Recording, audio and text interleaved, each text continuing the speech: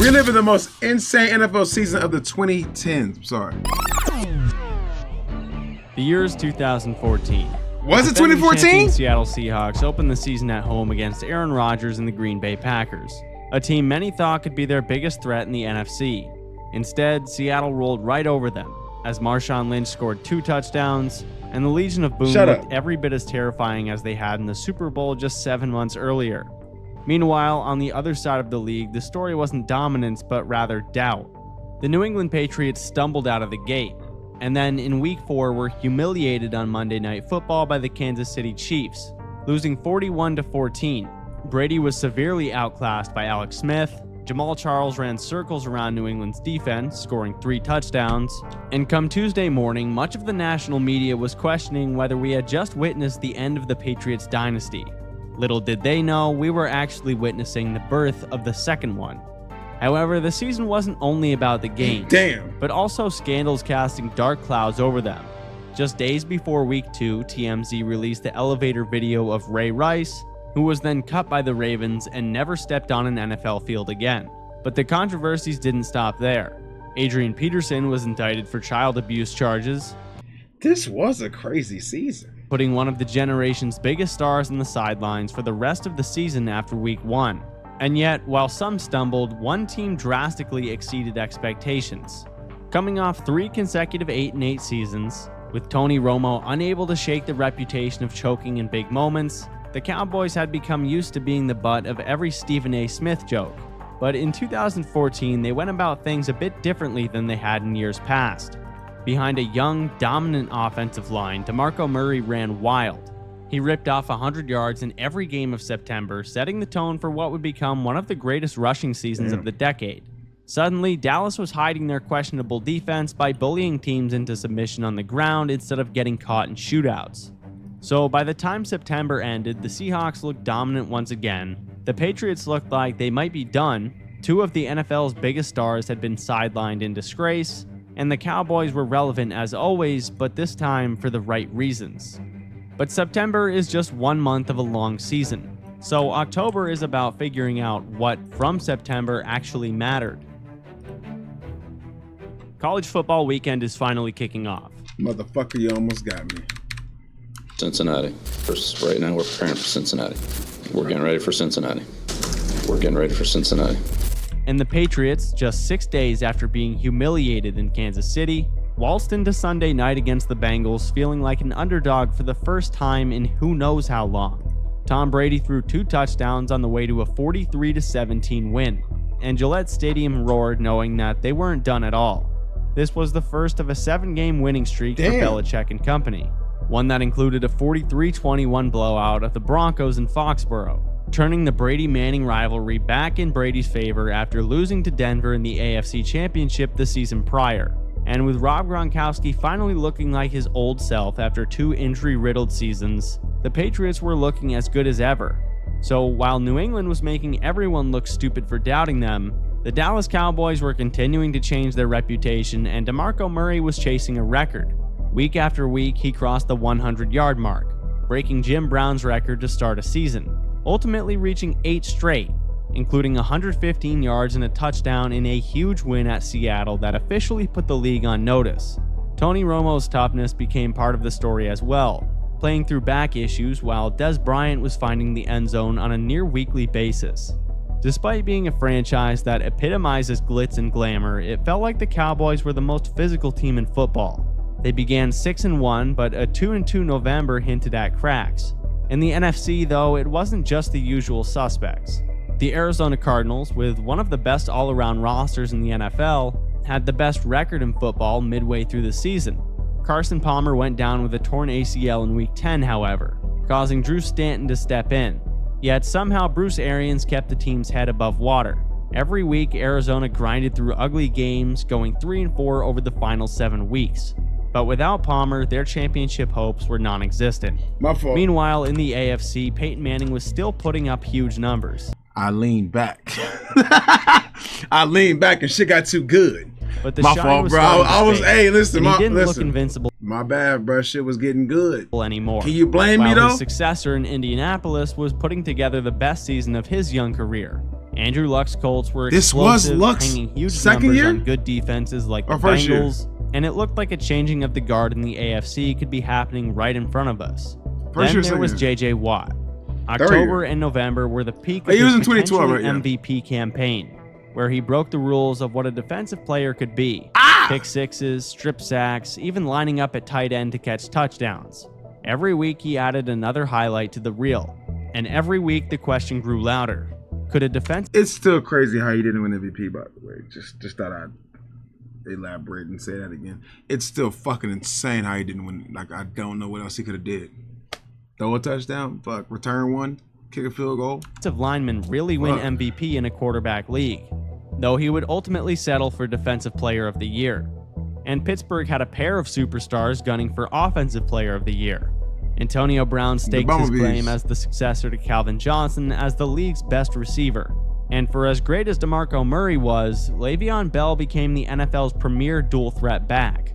At the end of October, the Steelers' offense caught fire, dropping 51 points on the Colts, then 43 on the Ravens. Big Ben threw 6 touchdowns in back-to-back games, with Brown and Bell catching 4 of those 12. The Steelers weren't always consistent, but with that trio, they looked like the NFL's best offense at times. However, a rookie wideout in New York was stealing all of the NFL headlines. Odell Beckham Jr. missed the first month with injury, but when he finally hit the field, he was unstoppable. His breakout came in November, particularly against the Cowboys on Sunday Night Football, when he made what many consider the greatest catch in NFL history. It was the moment OBJ officially introduced himself to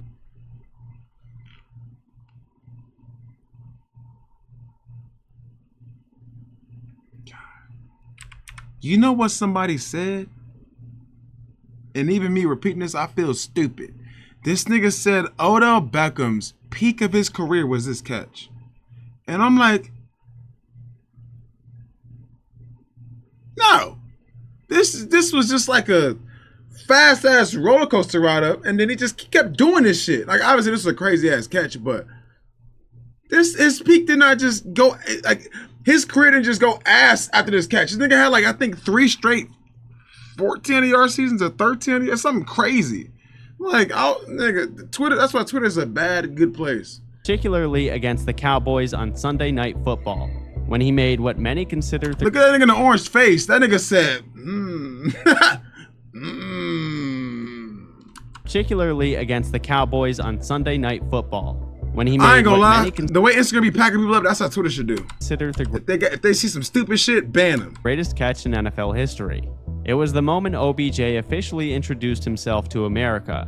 By the end of the year, he'd piled up over 1,300 yards and 12 touchdowns in just 12 games, shattering rookie records and injecting life into a Giants team that otherwise stumbled to a 6-10 finish. And in the rest of the NFC, the race tightened. The Eagles were hanging around with Nick Foles and later Mark Sanchez somehow keeping them alive. The Lions had a top-tier defense with Ndamukong Suh wrecking pockets and Calvin Johnson still dominating whenever healthy.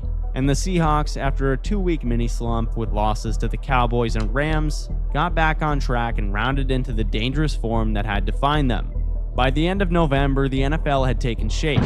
The Patriots were rolling, the Cowboys were just awesome, and the Cardinals were effectively eliminated. Watt was redefining what a defensive player could do, but it still wasn't clear who was the best team in football. Chargers. And come December, the playoff race was crowded, but the league's I heavyweights was trying to began answer the separating question. themselves from the pack, especially Aaron Rodgers. Back in September, fans in Green Bay were panicking after losing 2 of the first 3 games, and Rodgers famously told everyone to RELAX. And then this nigga went on a fucking tear. I remember this. By December, that speech looked prophetic. Rodgers was operating at peak efficiency. In Week 13, he shredded the Patriots' defense in a 26-21 win that was a potential Super Bowl preview. A week later, he outdueled Matt Ryan and the Falcons in a Monday night shootout. Rodgers would finish the year with 38 touchdowns to just 5 interceptions, cementing himself as the NFL's most valuable player. But he wasn't the only one hitting another gear. In the final 6 games of the season, the Seahawks defense allowed a total of just 39 points. Damn. An outrageous stretch that reminded everyone why the Legion of Boom had dominated in Super Bowl 48. Richard Sherman and Earl Thomas were everywhere, while Bobby Wagner's return from injury stabilized the front seven. On offense, in Week 16 against the Cardinals, Marshawn Lynch ripped off a 79-yard touchdown that fans instantly dubbed Beastquake 2.0. The defending champs finished the year 12-4, snatching the NFC's #1 seed. So the road to the Super Bowl went through Seattle. But the rest of the playoff bracket was forming in its own chaotic way. No team embodied that better than the Carolina Panthers. Sitting at 3-8-1 in late November, they looked completely finished. But Cam Newton gutted through injuries, the defense found its stride again, and Carolina ripped off 4 straight wins to seal the NFC South crown at 7-8-1. With a losing record, they didn't seem like they belonged in the postseason. That's so sad. 7-8-1? Fucking nasty. But the Panthers had momentum. The Detroit Lions finished 1 game behind the Packers at 11-5, but with their ferocious front four, combined with Matthew Stafford and Megatron, the Lions looked like the kind of team built for January. But controversy followed them into the postseason. Ndamukong Suh was suspended 1 game after stepping on Aaron Rodgers' leg in Week 17, only to be reinstated on appeal, making him available for the wild card round. In the AFC North, the Bengals once again found themselves in the mix, but the story felt all too familiar. Andy Dalton and Marvin Lewis got the team into the playoffs for a 4th straight year, but the questions around whether they could really accomplish anything meaningful in the playoffs remained. Rookie running back Jeremy Hill provided a spark, and the defense held its own. But a Week 17 loss to the Steelers cost them the division crown and set them up for yet another daunting wildcard matchup. As for the Ravens, their season had been a roller coaster, but John Harbaugh's team found enough grit to sneak in at 10-6 and 3rd place in the AFC North. Joe Flacco wasn't spectacular, but with Terrell Suggs leading a defense that still appreciate that.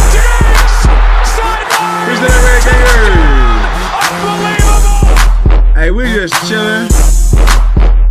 just chilling with the goddamn guys watching sports, you know what I'm saying? Football season, we got 2 more sleeps until football. Some of its old menace. Baltimore entered January with the look of a wild card Come on, my shout out, please. Built for cold weather football with the experience to back them up. Who won in 14? These teams filled out a playoff bracket that was as deep and unpredictable as any in recent memory. Some were elite, others were flawed survivors. But in December of 2014, they all punched their ticket to a postseason that was set to be one of the most dramatic of the decade. Wildcard weekend opened in Pittsburgh, where the Ravens marched into Heinz Field and stunned their rival Steelers. Without an injured Le'Veon Bell, Pittsburgh's offense sputtered, and Joe Flacco once again morphed into January Joe, throwing for 2 touchdowns and keeping his excellent playoff reputation alive.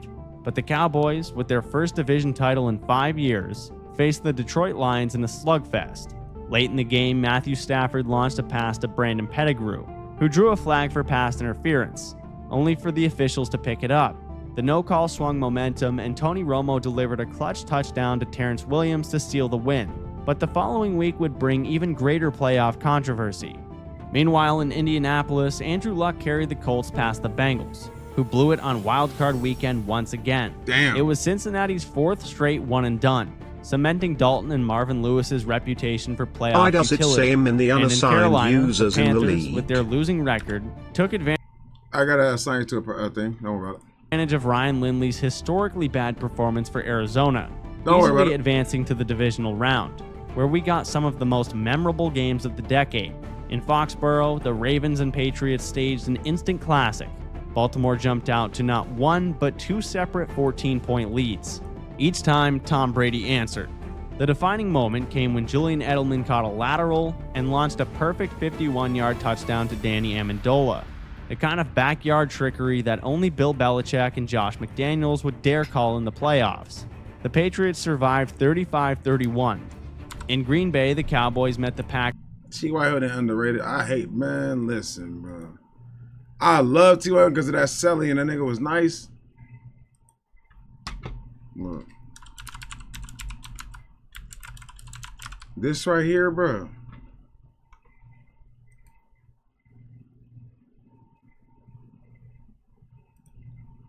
Where is that? I don't know where it's at. I'm trying to find. Oh, I typed in top 100. Nah, that's why. Hold on. Look at this. It's this play right here, bro. He cooked us, man. Anderson remains in the backfield. Luck fires it inside. Oh, there goes T.Y. Hilton. It's a foot race. And there he goes. Touchdown. This nigga made me so upset, bro. Packers in the cold. I still think that's caught it too, plays bro. in NFL history. Late in the fourth, with Dallas trailing, Romo lofted a bomb to Dez Bryant on fourth down. Dez soared, grabbed it, and stretched for the goal line, only for the officials to rule it incomplete after replay review. Dez caught it, became the rallying cry of Cowboys fans forever. The Packers escaped the game 26-21, with Rodgers gutting it out on one bad calf to keep his MVP season alive. Out in Seattle, for 3 quarters, Carolina hung around. But in the end, the Legion of Boom slammed the door, and Cam Chancellor delivered the exclamation point, intercepting Cam Newton for a pick-6 that sealed the win. And in Denver, a torch was officially passed. Peyton Manning looked old, stiff, and broken as the Colts stormed in and dominated the Broncos 24-13. Andrew Luck threw 2 touchdowns, and it was only appropriate that he was the one who ended the elite version of Peyton Manning once and for all. And that set the stage for the conference championships. No, in the NFC, because the ball bounced out of Jesse James's hand. The ball didn't leave Dez Bryant's hand. Green Bay went to Seattle moved for what became one of the wildest games in NFL history. Rodgers and the defense built a 16-0 lead, and it looked like Seattle's reign was finished until they hit a fake field goal touchdown to give themselves life. Then the onside kick, where Brandon Bostic botched the recovery, Seattle pounced, I remember this and suddenly the unthinkable was happening. Marshawn Lynch later rumbled in for the go-ahead score. Jermaine Kearse, who had been targeted 5 times to this point, resulting in 4 interceptions, caught the winning touchdown in overtime. Seahawks 28, Packers 22. One of the greatest comebacks the sport has ever seen. But in the AFC, there was no such drama. The Patriots humiliated the Colts 45-7. Brady threw 3 touchdowns, LeGarrette Blount scored 3 more, and the game was never in doubt. But in the aftermath, whispers began about deflated footballs. By the next morning, Deflategate was a full-blown scandal, tainting New England's victory. Even so, the stage was set. The defending champions Seahawks had survived by the skin of their teeth. The Patriots, left for dead in September, were back on top as well. As usual. Super Bowl 49 was a collision of dynasties at the height of their power. On one sideline stood Tom Brady and Bill Belichick, back in the championship for the 6th time, chasing redemption after a decade without a title. On the other was Pete Carroll's Seattle Seahawks, the defending champions led by the Legion of Boom defense that had humiliated Peyton Manning just a year earlier and were looking to do the same to the other aging all-time great. The game itself lived up to every ounce of hype. Brady came out fairly sharp. I turn this shit off right now. I just remember what game this was.